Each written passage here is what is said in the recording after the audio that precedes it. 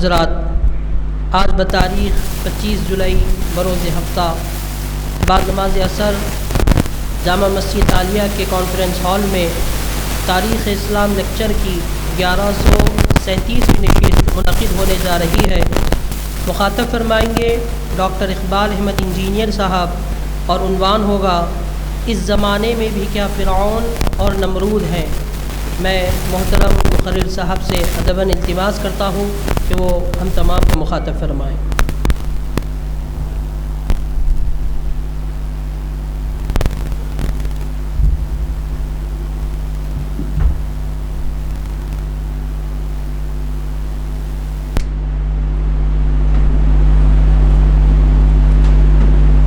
اللہ برکاتہ۔ ربی اشرح لی صدری ویسر لی امری واحلل عقدۃ من لسانی یفقہوا قولی۔ مسجد عالیہ کے انتظامی کمیٹی اور حاضرین کرام، یہ جو عنوان میں نے چنا تھا، اس کے پیچھے مقصد یہ تھا کہ موجودہ حالات میں اسلام پر جو ظلم و زیادتی ہو رہی ہے، اسلام کو مٹانے کی جو کوششیں ہو رہی ہیں، عالمی سطح پر اور خاص کر ہندوستان میں، تو ان کے کردار کے بارے میں کیا قرآن نے کچھ بتایا ہے، اس پر کوئی رہنمائی بھی ہمیں ملتی ہے۔ اس مقصد سے میں نے عنوان دیا۔ اس کے پیچھے یہ بات تھی کہ حضرت آدم علیہ السلام کو جو بھیجا گیا، زمین پہ اتارا گیا، تو اللہ تعالیٰ نے آدم علیہ السلام سے وعدہ کیا تھا، فَإِمَّا يَأْتِيَنَّكُم مِّنِّي هُدًى فَمَن تَبِعَ هُدَايَ فَلَا خَوْفٌ عَلَيْهِمْ وَلَا هُمْ يَحْزَنُونَ إِنَّ الَّذِينَ كَفَرُوا كَذَّبُوا بِآيَاتِنَا أُولَٰئِكَ أَصْحَابُ النَّارِ هُمْ فِيهَا خَالِدُونَ۔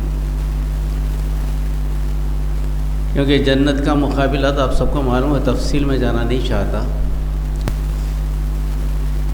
آدم علیہ السلام کو سجدہ کرنے سے منکر شیطان نے اللہ تعالیٰ سے مہلت لی تھی کہ اللہ تعالیٰ تو نے مجھے بھٹکایا ہے، بہکایا ہے، تو اسی طرح میں بھی تیرے خاص بندے آدم کو بھگاؤں گا اور مجھے مہلت دے۔ تو اللہ تعالیٰ نے کہا ٹھیک ہے، تجھے مہلت ہے اس قیامت کے دن تک جس کا علم مجھے ہے، تجھے نہیں۔ اور اس کے ساتھ ساتھ یہ بھی اللہ تعالیٰ نے کہا کہ تو میرے نیک بندوں کو بھٹکا نہیں سکے گا، ہاتھ پر کر گناہ نہیں کرا سکے گا۔ اور شیطان کو اپنے علم پہ بڑا بھروسہ تھا، وہ آگ سے پیدا کیا تھا، اونچائی کی طرف تھا، بشر کا علم زمین سے نکلا اور زمین میں دفن ہونے والا ہے۔ ہر چیز میں ماہر تو نہیں ہے انسان، مگر اتنا ہے کہ ضرورت کے اعتبار مطابق جتنا دنیا میں زندگی گزارنا ہے وہ علم تو اللہ تعالیٰ نے اس کو دیا ہے۔ اس کے بعد جب معرکہ کا حق و باطل طے ہوا،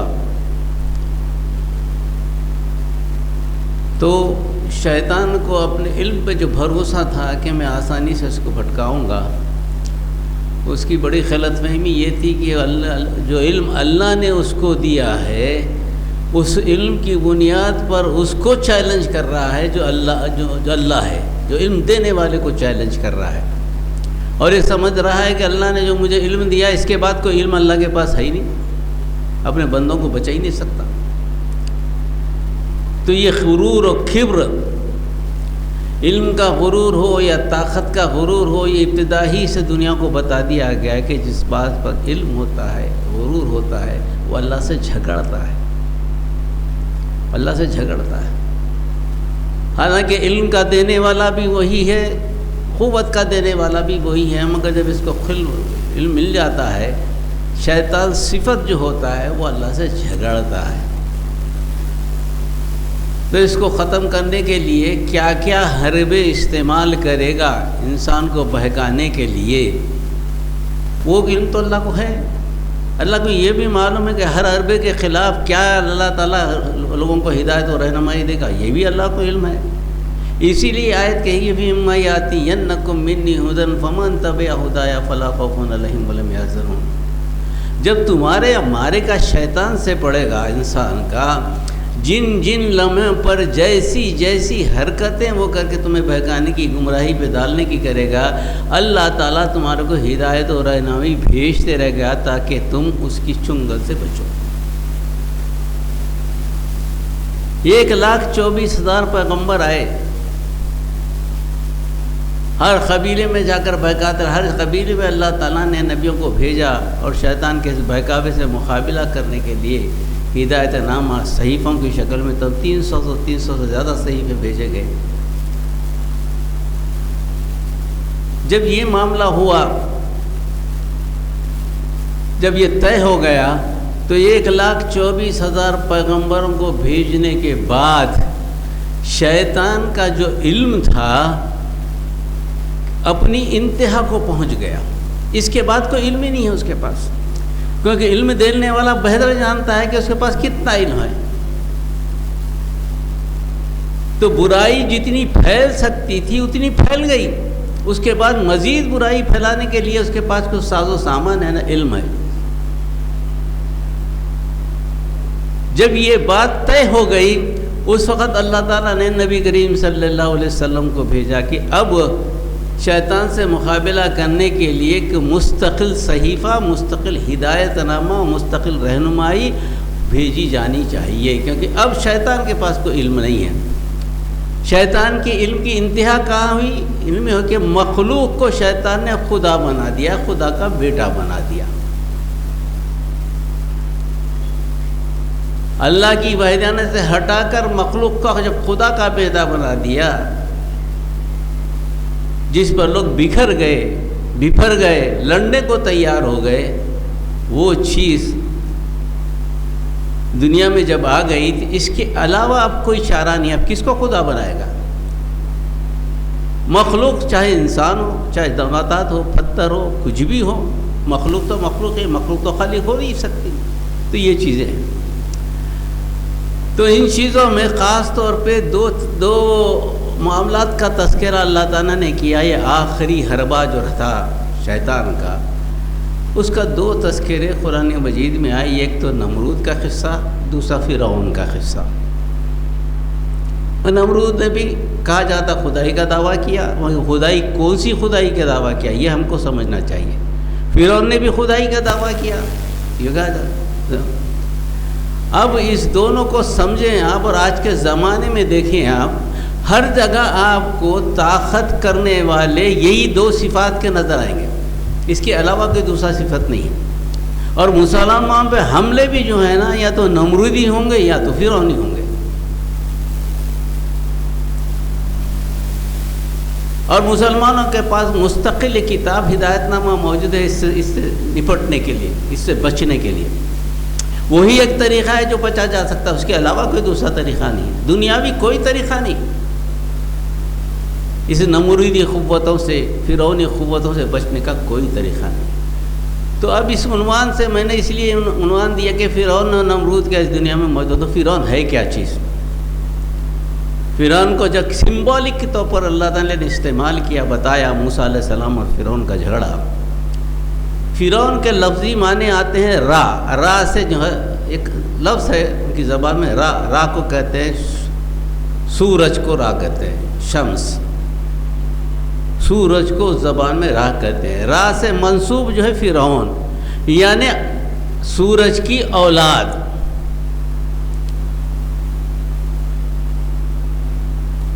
جیسا کہ آج بھی ہمارے ہندوستان میں سوریہ ونشی ہے، چندر ونشی ہے نا۔ رامائن کو دیکھیں گے تو پوری سوریہ ونشی چلی آ رہی ہے۔ تو سوریہ ونشی جو ہے اس کو کہتے ہیں فرعون، یعنی فرعون دراصل سورج کی اولاد ہے۔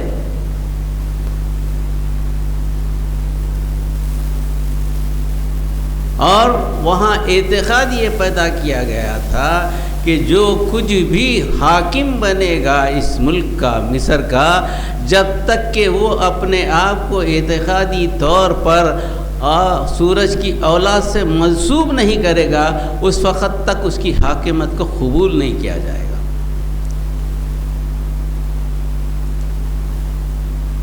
اسی لیے جتنے لوگ حاکم بنے وہاں پر، ان کو سب کو فرعون کہا گیا۔ اس میں یہ کی چیز بچی ہوئی وہ حضرت یوسف علیہ السلام کا تذکرہ۔ یوسف علیہ السلام کے زمانے میں جو فرعون تھا، اس کو اللہ تعالیٰ نے فرعون نہیں کہا، وہ ایک سلسلہ تھا۔ فرعون کی نسل جو شروع ہوئی وہ ہوئی بعد میں۔ قبطی جو تھے، قبطی نسل جب یوسف علیہ السلام بنی اسرائیل کو ہرائی، وہ بڑے ظالم نکلے۔ وہ ظالموں میں سے فرعون کا جو ہے آپ کو جو ہے سلسلہ نظر آئے گا۔ اس کا تذکرہ کیا تھا؟ وہ خدائی کا دعوے دار نہیں تھا۔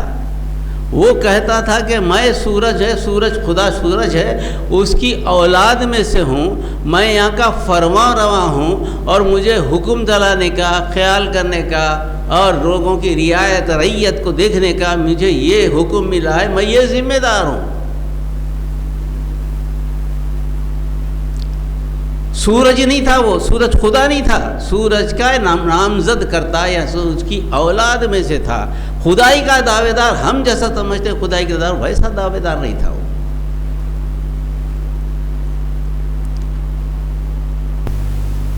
ایک تو یہ ہوا سلسلہ۔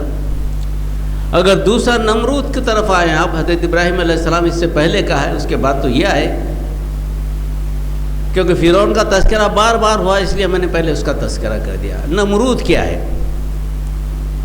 نمرود دراصل ایک ایسے قبیلے کا نام ہے جس کی بنیاد ایک شخص نے ڈالی تھی جس کا نام ارنیمو تھا،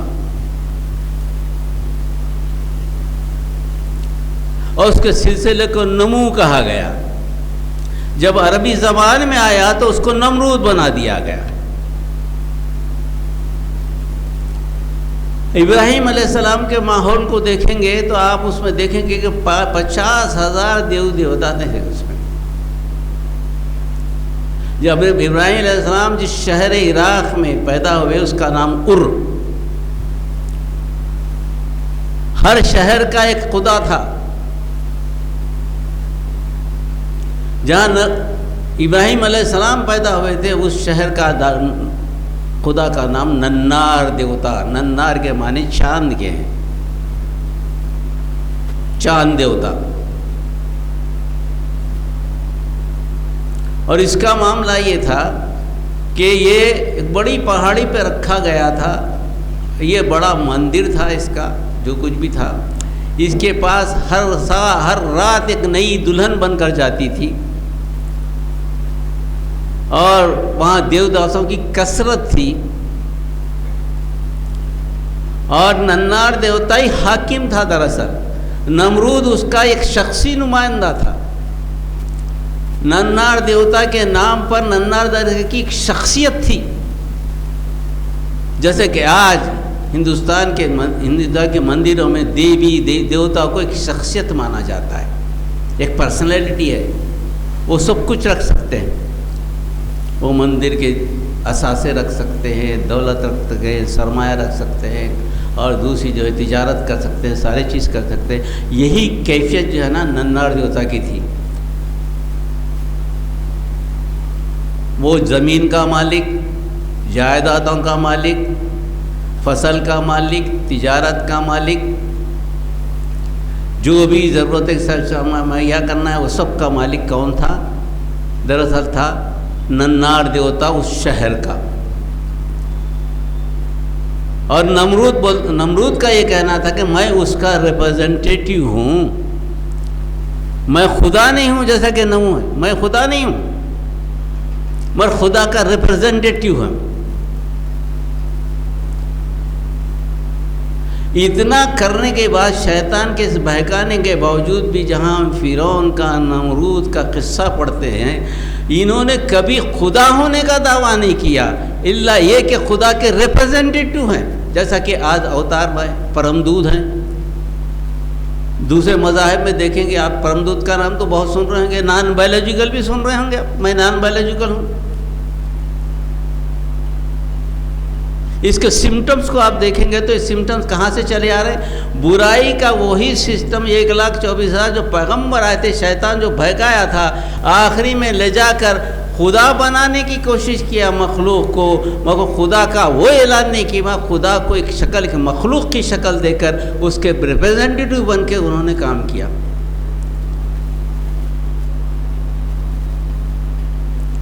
اب اس بنیاد پہ آئیں گے آپ، اس بنیاد پہ آئیں گے تو شرک کی 2 قسمیں نظر آئیں گی، جس پہ ہم کو غور و فکر کرنی چاہیے کہ ہم وہ شرک میں ملوث تو نہیں ہیں۔ ایک شرک یہ ہے جو ما فوق الفطرت ہستی، ایسی ہستی جو انسانوں سے اوپر ہے، جو دل میں بیٹھی گئی ہے۔ ہم دل میں بیٹھی بولتے ہیں اس کو، مگر کیا ہے، ہماری قرآن کیا کہتی ہے؟ اللہ تعالیٰ نے آدم کو، آدم کی اولاد کو بلاتے ہوئے ایک میثاق ازل لیا تھا، سب کو بنا کر ایک بار پوچھا تھا، الستو بربکم، کیا میں تمہارا رب نہیں ہوں؟ سب نے کہا قالوا بلا شہدنا، بے شک آپ ہمارے، ہم اس کی گواہی دیتے ہیں۔ یہ جو صفت ہے یہ دل میں بیٹھی ہوئی ہے، یعنی انسان کبھی آپ کو کوئی ایسی فوق الفطرت ہستی کو مانتا ہے، اس کا انکار نہیں کر سکتا۔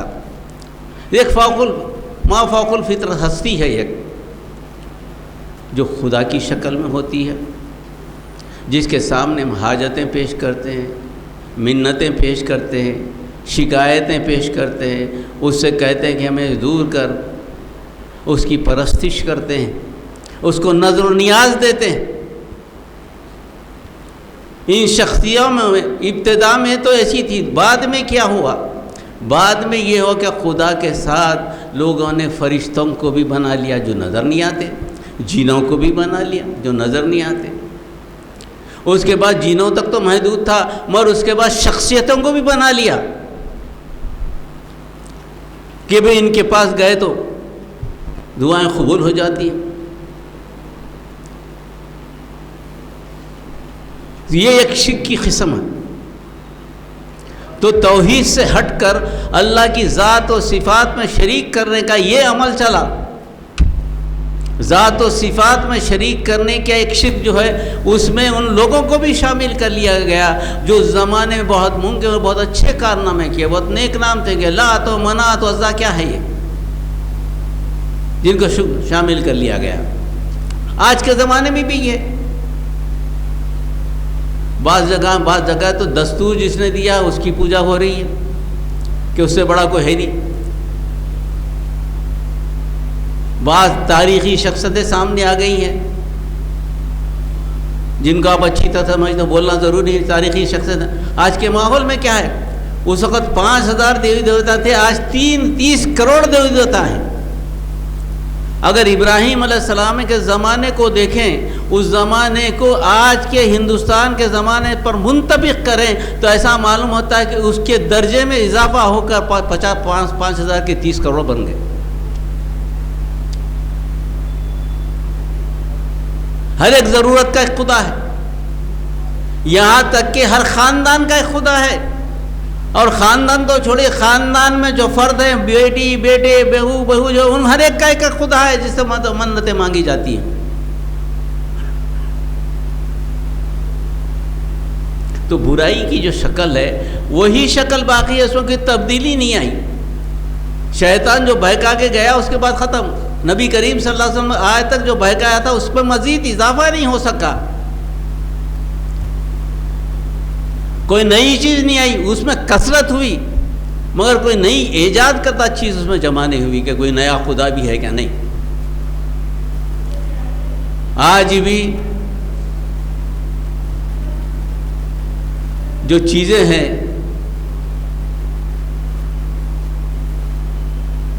پرشتم کا نام لیا جاتا ہے، پرشتم یعنی اتم پرش، بھگوان نہیں۔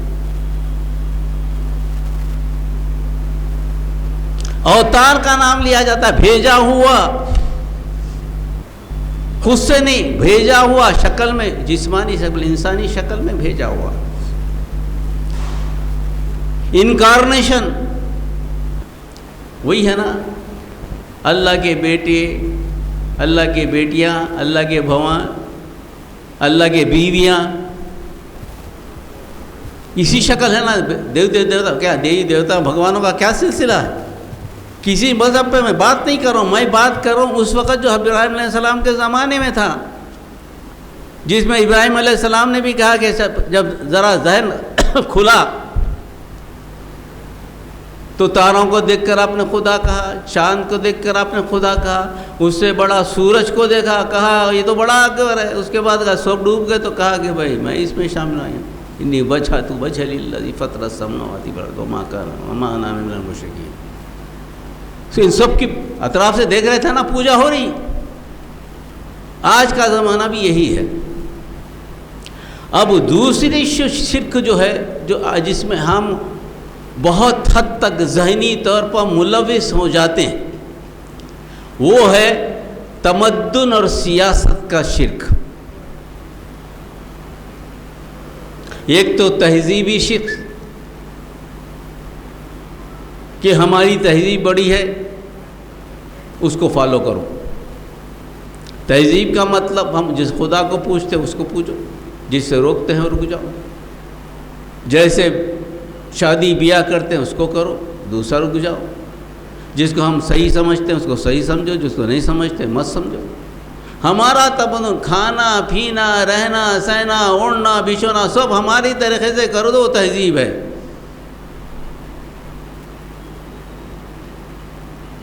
उसको लागू करना। हमारे पास तलाक नहीं है, तुम्हारे पास तलाक कैसी दी जा सकती है?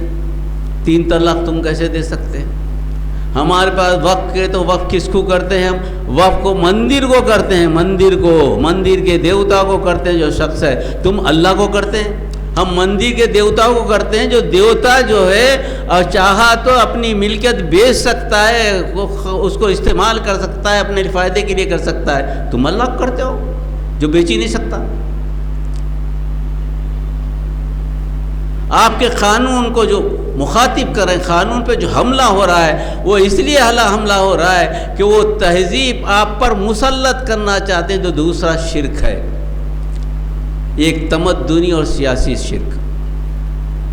सियासत का मतलब ये कि क़ानून मैं बनाऊंगा, क़ानून जो बनेगा मेरा क़ानून बनेगा, वो क़ानून पर तुमको चलना पड़ेगा। और हम उस पर राज़ी हैं। इस वक्त कर भी कुछ नहीं सकते। हमने इतना किया कि मुस्लिम पर्सन ला को कम से कम क़ानून से अलग रखो, हमारी जो इनफरादी ज़िंदगी हम उस पर गुजार सकें। इज्तिमाई ज़िंदगी तो हमने रहन रख दी। हमारा कोई क़ानून नहीं चलता, क्रिमिनल लॉ नहीं चलता, सिविल लॉ नहीं चल सकता, कोई चीज़ नहीं चल सकता। हम तो सारे फैसले मानने को तैयार हैं। यही तो नमरूद ने किया, यही तो फ़िरौन ने कहा। क्या कहा फ़िरौन ने? क्या मैं रब नहीं हूँ? फ़िरौन ने कहा, अल्लाह ताला ने कहा ईसा बिला फ़िरौन इन्नहु तग़ा, जाओ मूसा हारून जाके फ़िरौन को बुलाओ, वो तो सरकश हो गया, वो अपना कानून नाफिज कर रहा है मेरी ज़मीन पर। उसको क्या हक़ है नाफिज करने का? ज़मीन तो मेरी है ना, जाओ उसको डराओ। और क्या था? फ़तवल्ला बिरुकनिही व क़ाल साहिरुम मजनून। जब ये पहुँचे तो हमेशा जब भी क़ानून बनाने, तमद्दुन और क़ानून का झगड़ा चलता है, उस वक़्त जो ख़ाबिस रहता है, शैतान जो ख़ाबिस रहता है, फ़िरौन नमरूद रहता है, वो उसको कहता है कि मैं गुरूर, मेरे पास अकड़ है, मेरे पास क़ानून है, सब कुछ मेरे पास है, सारे एजेंसियाँ मेरे पास हैं, कुछ बोलेगा पकड़ कर डाल दूंगा।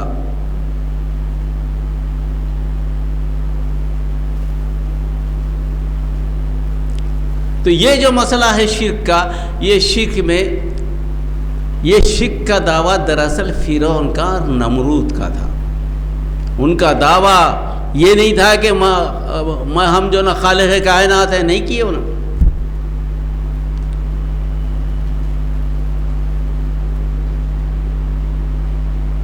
خالق کائنات ہونے کا کبھی تذکرہ نہیں کیا وہ لوگ. انہوں کیے کہ بھئی میری ملکیت مصر میرا ملک ہے, اس مصر میں میرا قانون چلے گا, یہاں جو کچھ موجود ہے وہ سارے کا سارا میرا ہے, اور میرے قانون کے مطابق کام کریں گے, اگر نہیں کریں گے تو میں تمہیں سزا دوں گا. اور جواب دہی نہیں کرنا میرے سے, پوچھنا نہیں میرے سے یہ نہیں پوچھنا کہ تم یہ کیوں کیے, یہ کیوں کیے, یہ قانون کیوں لائے, وہ قانون کیوں لائے, ہم پہ بربادی کیوں ہو رہی, ہم کمزور اور غریب کیوں ہیں, یہ سوال نہیں کرنا. آج بھی جواب دہی کا خوف ہے نا ہمارے پاس بھی, پوچھ نہیں سکتے کسی سے بھی, پوچھنا سزا ہے. یہ ایک پریس کانفرنس نہیں ہوتی ہمارے پاس, کوئی سوال نہیں کر سکتا. تو یہ جو معاملہ ہے, اس معاملے میں فرعون نے بھی یہ کہا اور نمرود نے بھی یہی کہا کہ بھائی میرے قانون پہ میں چلوں گا, جو قانون بناؤں گا اس پہ عمل کرنا, نہیں عمل کریں گے سزا دوں گا. اور نبیوں نے اس قانون کی مخالفت کی, جنگ کہے کے لیے تھی. جنگ لا اکراہ فی الدین کے معنی کیا ہیں؟ دین میں کسی قسم کی زور و زبردستی نہیں, دین میں نہیں ہے زور و زبردستی, مگر جو انسان کا قانون اس علاقے میں لاگو تھا, جو نمرود اور فرعون کا قانون لاگو تھا, اس قانون سے انسانوں کو چھٹکارا دیا گیا. کہا کہ نہیں, کوئی ضروری نہیں کہ تم اس کا قانون مانو, اب تم آزاد ہو, چاہے تو یہ قانون مانو ہمارا, چاہے وہ قانون مانو, زور زبردستی تم سے نہیں کی جائے گی. یہ اللہ کا قانون ہے جس میں انسان مساوات سب ہے. یہ قانون چاہے جمہوریت کی شکل میں ہو, نیشنلزم کی شکل میں ہو, جس میں کہیں کوئی مساوات نہیں ہے. جمہوریت کا دعویٰ ہے, کہیں جمہوریت ملتی ہے کیا؟ کہیں نہیں ملتی. قومیت کا دعویٰ ہے, قومیت ملے گی, ہر قوم اپنے ہر دوسری قوم پر اونچی ہے, مساوات نہیں ہے کہیں بھی. تو جنگ انسانی اسلامی جنگ ملک فتح کرنے کے لیے نہیں ہے, لوگوں کو غلام بنانے کے لیے نہیں, صرف یہ ہے کہ لوگوں کو اپنی ذیل غلامی سے آزادی دلا دی جائے. وہ فطرت جو انہوں نے قسم کھے کے آئی تھی, الست بربکم قالوا بلا شہدنا, وہ ضمیر جو ان کا چھپ گیا تھا دلوں میں, اس کو اجاگر کرنا اور اللہ کی طرف ان کو راغب کرنا, یہ دراصل ہمارے اسلام کی جنگی نظریہ ہے.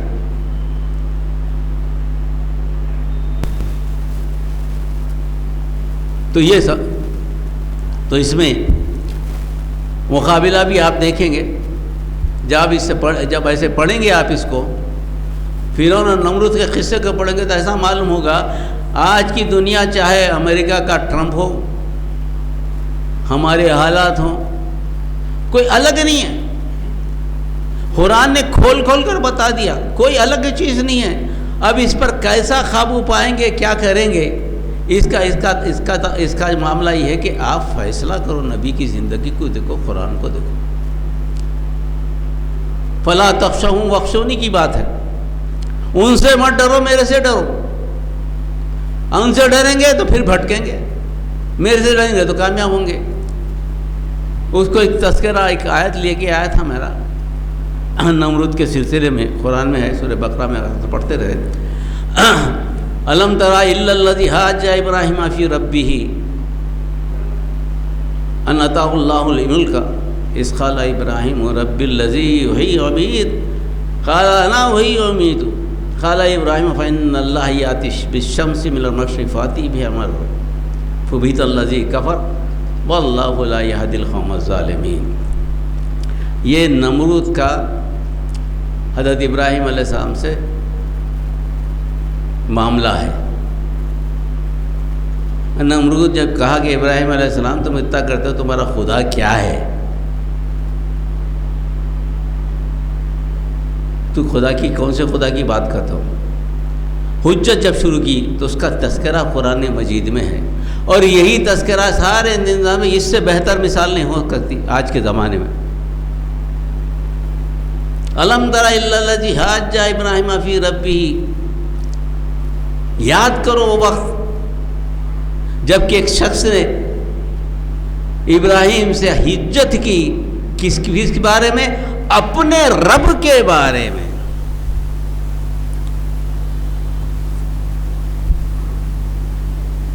قرآن تصدیق کرا کہ وہ اپنے رب کے بارے میں پوچھ رہا تھا.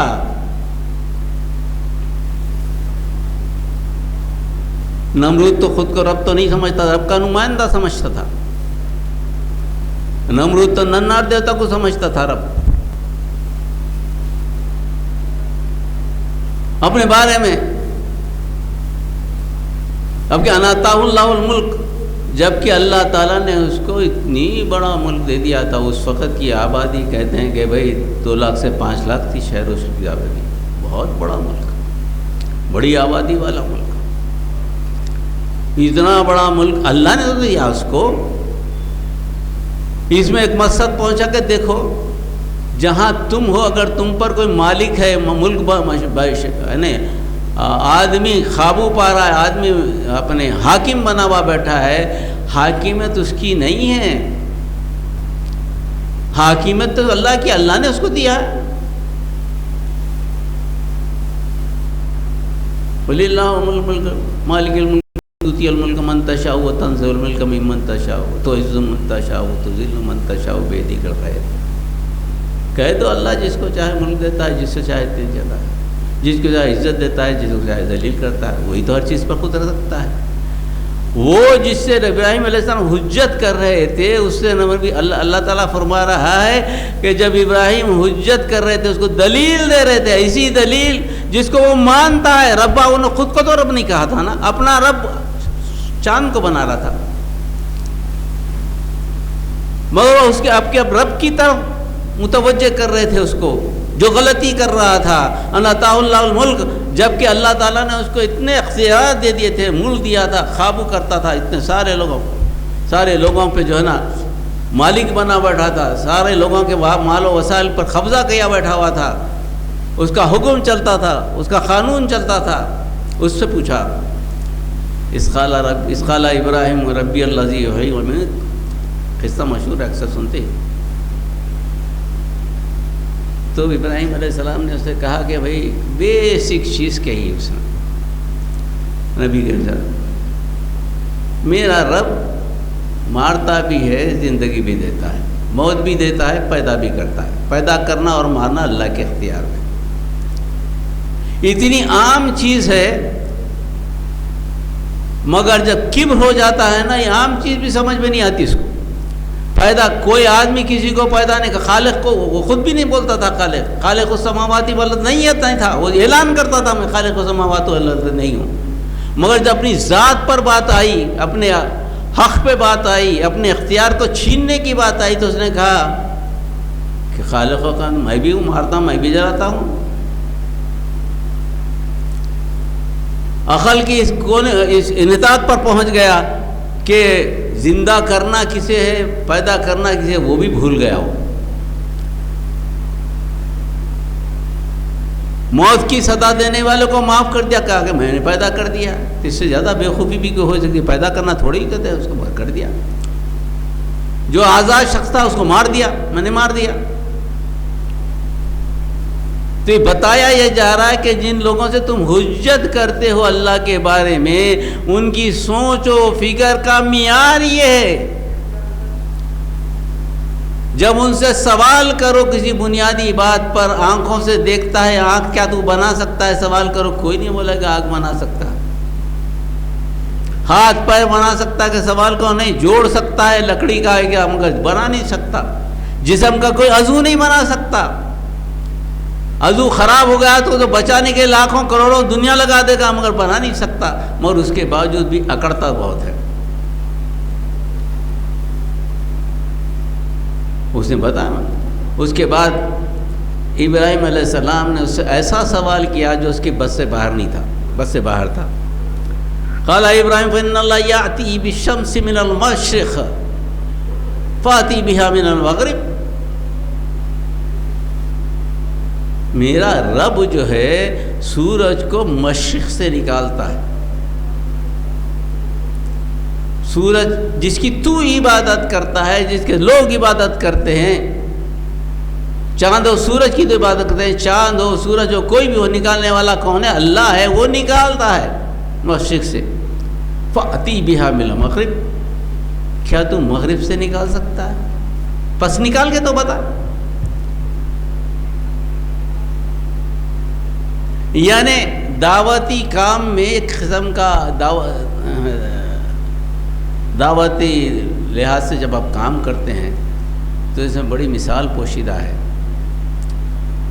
کہ لوگوں سے بحث کرنے کے بجائے ایک ایسی جگہ جا کے رک دو جہاں پر وہ کر نہیں سکتے, اس کا ان کے پاس لاجواب, ان کے پاس کوئی جواب نہ ہو. جب یہ سوال کیا تو وحید الذی کفر, پریشان ہو گیا انہیں, ارے یہ کیا بھائی, کیسا سوال ہے؟ کفر کرنے والا, کفر کا مطلب استعمال کیا؟ جانتا تھا یہ سورج نہیں نکال سکتا, جانتا تھا کہ سورج نکالنے والا خالق کائنات ہے, جو خود کا خالق کائنات خود بھی نہیں ہے, خالق کائنات کا نمائندہ بنا بیٹھا ہے. خالق کائنات نکال سکتا ہے, تو نہیں نکال سکتا, کہ جانتا, اس لیے حیبت میں آ گیا کہ میں کیا جواب دوں.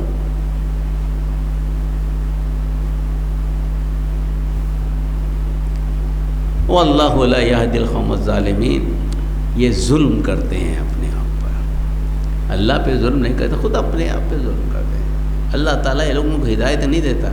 آج بھی مسلمانوں پہ اتنا ظلم و زیادتی ہو رہی ہے.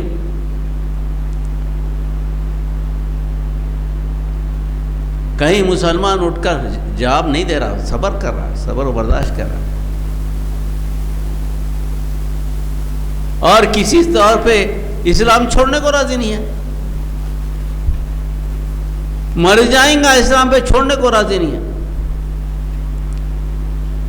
سارے اختیارات چھین لیے جا رہے ہیں, ہماری شریعت کو ختم کرنے کی کوشش ہو رہی. ہمارا حساب و کتاب تو ان لوگوں میں شامل کر دیے گیا کہ جن کو وہ انسانی نہیں سمجھتے. اب تو SIR لا کر جتنے غریب مسلمان ہیں ان کو نکالنے کی کوشش ہو رہی ہے. مقام پیدائش پوچھا جا رہا ہے, سن پیدائش پوچھا جا رہا ہے, والدین کو پوچھا جا رہا ہے. کہاں والدین تھے پہلے؟ میں پیدا ہوا تو دواخانے میں نہیں پیدا, گھر میں پیدا ہوا بھائی. وہ دایا آتی تھی, پیدا ہو گئے. اب میرے سے پوچھیں گے لاؤ حساب, میں کہاں سے لاؤں گا؟ ایسے کئی چیزیں ہیں نا. 65% آبادی, بات کہتے ہیں کہ 85% آبادی ہندوستان کی ایسی ہے جن کے پاس کوئی صداقت نامہ نہیں ہے, پیدا ہونے کا ثبوت ہی نہیں ہے. ان کے نام سے شروع کیا گیا, مگر نشانہ کون ہے؟ نشانہ آپ ہم ہیں.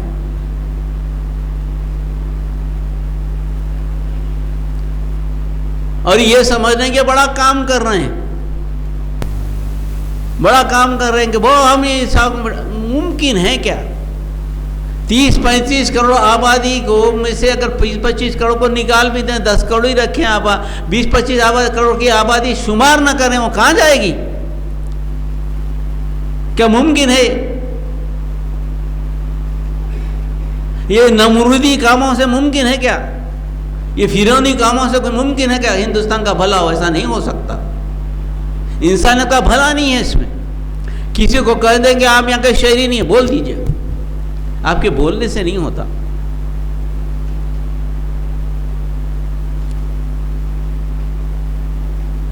حیران ہے یہ, ابھی بھی حیران ہے کہ کیا ہے یہ, کس قوم کا, کس قوم سے پالا پڑا ہے, سمجھ میں نہیں آتا. اتنا ہونے کے باوجود بھی اس کی فکر کیا ہے؟ فلا تخشون وخشونی کی فکر ہے. کسی کے آپ کسی سے نہیں ڈرتے, اللہ سے ڈریں گے.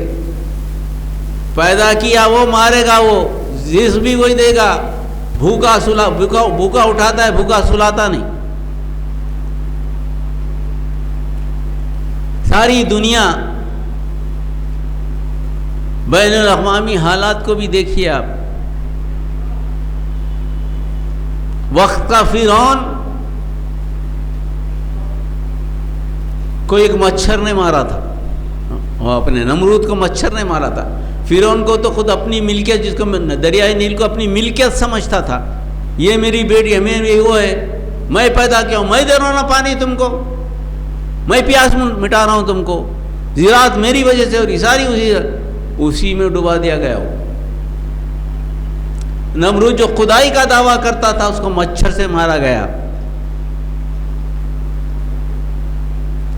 آج کی دنیا کی سب سے بڑی قوت جس کو زعم تھا 5 مرتبہ دنیا کو تباہ کر سکتے ہیں، اس کے مقابلے میں ایک چھوٹا سا ملک جو شاید مثال وہ دینا نہیں چاہتا میں، مچھر کی مثال کبھی کبھی سامنے آ جاتی ہے کہ معاملی کی قوت ہی نہیں ہے اور ناک رگڑوا رہا ہے، ناک رگڑوا رہا ہے۔ یہ ہے اللہ کی حکمت، اللہ کی حکمت یہ جتنا بڑا ظالم ہوگا اس کو اتنی حقیر سے مروائے گا۔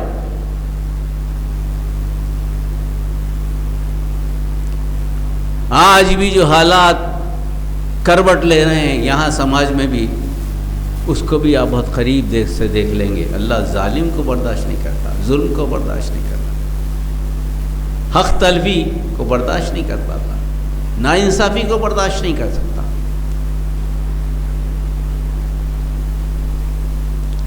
ان کافر ملکوں میں جہاں انصاف ہوتا ہے، عوامی انصاف، ان کو جو ہے اللہ تعالیٰ ان کو کام کرنے کا موقع دیتا ہے، مگر ان کافر ملکوں میں، ان ملکوں میں جہاں انسانوں کے ساتھ انصاف نہ ہو، ظلم ہو، اس کو اللہ برداشت نہیں کرتا۔ اسی لیے کافر فرعون اور نمرود کو میں نے چنا تھا، کچھ اور رہ گئے تھے مگر 6:30 ہو رہے ہیں، میں کہہ رہا ہاں انشاءاللہ تو اس میں دیکھیں گے۔ اس میں مگر یہ بات ہے کہ یہ زمانہ ہر زمانے میں فرعون و نمرود ہے، نبی کریم صلی اللہ علیہ وسلم کے زمانے میں خیسر و کسرا تھے، خیسر و کسرا تھے، مسلمان فتح کیے نہیں کیے۔ نبی کریم صلی اللہ علیہ وسلم اپنی زندگی میں کہا تھا کہ خیسر و کسرا، اور یہاں تک کہ نبی کریم صلی اللہ علیہ وسلم نے کہا تھا کہ وہ ضلع جہاں ایسٹرن یورپ ہے، جو چرچ ہے استنبول کا، وہ چرچ کو کوئی فتح کیا جائے گا، اس کو فتح کرنے والا جنتی ہے، وہ فوج جنتی ہے کہی تھی۔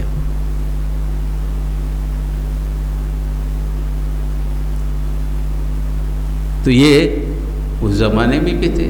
نبی کریم صلی اللہ علیہ وسلم ابو جہل تھا، مگر فرعون اور نمرود کی شکل میں خیسر و کسرا بھی تھے جن کو مسلمانوں نے فتح کیا۔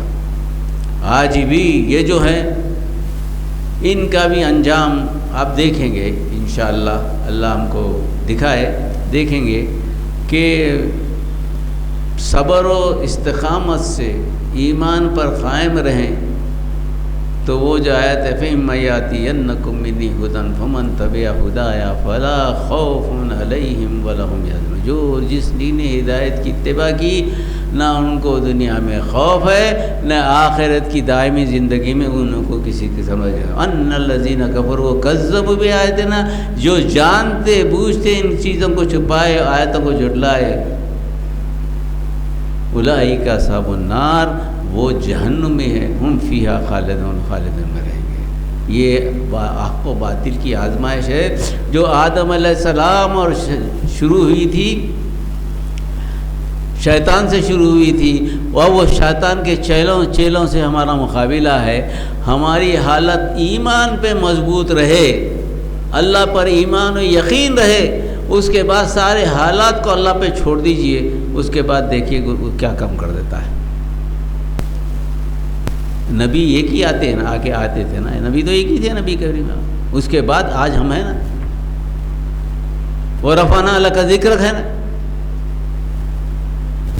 اللہ کا وعدہ پورا ہوا نا، آپ کے ذکر کو اللہ تعالیٰ اونچا کرے گا۔ یا نبی اِنَّا أَعْطَيْنَاكَ الْكَوْثَرَ فَصَلِّ لِرَبِّكَ وَانْحَرْ إِنَّ شَانِئَكَ هُوَ الْأَبْتَرُ ہے نا، کثرت عطا کی جائے گی، شرط یہ ہے فَصَلِّ لِرَبِّكَ وَانْحَرْ، اللہ کی نماز پڑھیے، اللہ کے قربانی دیجیے۔ قربانی میں سو بھی چاہ گیا، جان و مال کی قربانی، ہر قسم کی قربانی، خواہشات کی قربانی ہو گیا، ان نشانی کو ابتر۔ تو یہ سچویشن میں ہے، تو اب یہ بات چیزیں کھل کے آ گئی ہیں، اب تک نہیں تھی، اب کھل کے آ گئی ہیں۔ اللہ تعالیٰ سے دعا ہے کہ اللہ تعالیٰ ہم سب کو صحیح توفیق عطا فرمائے اور ہم کو وقت کے فرعون و نمرود سے چھٹکارا دے، مسلمانوں پہ اللہ تعالیٰ رحم کروائے۔ اللہم انا نسألک من خیر ما سألک من نبیک محمد صلی اللہ علیہ وسلم ونعوذ بک من شر ما استعاذک من نبیک محمد صلی اللہ علیہ وسلم وانت المستعان وعلیک البلاغ لا حول ولا قوة الا باللہ۔ صلی اللہ تعالیٰ علی خیر خلقہ وآلہ وصحبہ اجمعین۔ سبحان ربک رب العزت عما یصفون سلام علی المرسلین والحمد للہ رب العالمین۔ السلام علیکم ورحمۃ اللہ وبرکاتہ۔